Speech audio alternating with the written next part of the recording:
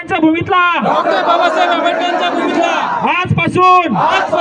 शपथ घेतो मी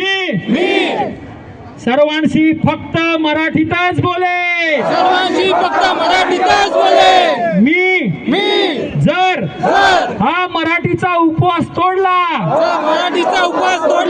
तर मी माझ्या पुढच्या पिढीला तोंड दाखवण्याच्या लायकीचा नाही मी मराठीत जर बोललो नाही तर पुढच्या पिढीला तोंड दाखवण्याच्या लायकीचा नाही जर महाराष्ट्रावर